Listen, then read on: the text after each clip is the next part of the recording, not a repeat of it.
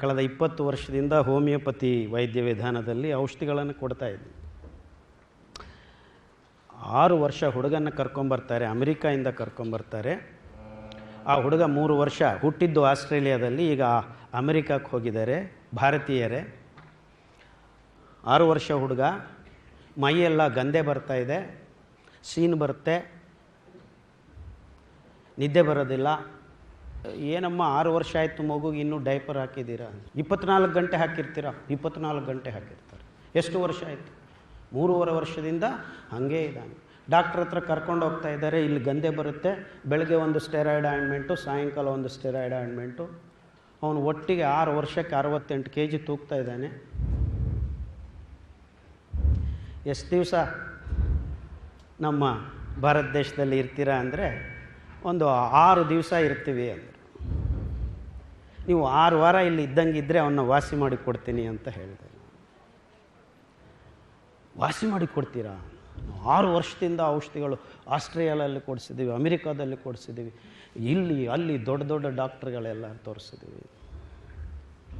ನೀವು ಅವ್ರು ಯಾರಿಗೂ ತೋರಿಸಿದ್ರು ನನಗೆ ಗೊತ್ತಿಲ್ಲ. ನಾನಂತೂ 2 ನಿಮಿಷ ನಿಮಗೆ ಹೇಳೋದು ಹೇಳ್ತೀನಿ, ಅದನ್ನು ಮಾಡಿರಿ. ನಾನೇನು ಔಷಧಿನೂ ಕೊಡೋದಿಲ್ಲ ನಿಮಗೆ. ಇದು ಔಷಧಿಯಿಂದ ವಾಸಿಯಾಗೋ ಕಾಯಿಲೆಗಳು ಏನೂ ಇಲ್ಲ ಅವನಿಗೆ. ಆ ಡೈಪರನ್ನು ತೆಗೆದುಬಿಡ್ರಿ, ಒಂದು ಒದ್ದೆ ಬಟ್ಟೆ ತೊಗೊಂಡು ಅವನ ಮುಂದೆನೇ ಒರೆಸ್ರಿ. 2ನೇ ಸತಿ ಮಾಡ್ತಾನೆ, ಇನ್ನೊಂದು ಸತಿ ಒರೆಸ್ರಿ.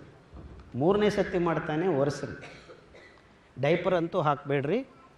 ರಾತ್ರಿ ಮಲಗೋವಾಗ ಬಂಡೆ ಮೇಲೆ ಮಲಗಿಸಿ ದಿಂಬು ಕೊಟ್ಟು, ಅದರ ಜೊತೆಗೆ ಕೊರಲೆ ಅಕ್ಕಿ ಅಂತ ಇದೆ, ಅದನ್ನು ಗಂಜಿ ಮಾಡಿಸಿ ದಿವಸ ಬೆಳಗ್ಗೆ ಮಧ್ಯಾಹ್ನ ರಾತ್ರಿ 3 ಹೊತ್ತು ಒಂದು ಲೋಟ ಕುಡಿಸ್ರಿ. ಮಿಕ್ಕಿದ್ದು ಏನಾದರೂ ತಿನ್ನಿಸ್ರಿ. ಅವ್ನು ತಿನ್ನೋದು ತಿನ್ನಿಸ್ರಿ. ಅವ್ನು ಪಿಜ್ಜಾ ತಿಂತಾನೆ, ಬಿಸ್ಕೆಟ್ ತಿಂತಾನೆ, ನೂಡಲ್ಸ್ ತಿಂತಾನೆ, ಅದು ತಿಂತಾ ಇದ್ದಾನೆ. ದಿಢೀರಂತ ಬಿಡಿಸೋದಕ್ಕಾಗೋದಿಲ್ಲ 6 ವರ್ಷ ಮಗು.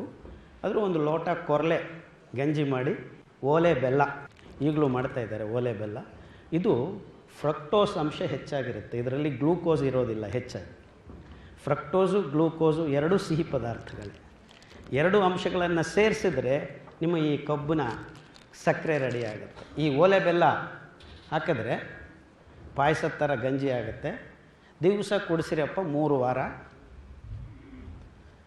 3 ವಾರ ಅಲ್ಲ, ಆ್ಯಕ್ಚುಲಿ 1 ವಾರ ಆಗೋಷ್ಟಿಗೆ ಆ ಮಗು ಟಾಯ್ಲೆಟ್ ತೋರಿಸಿದ್ರೆ ಹೋಗಿ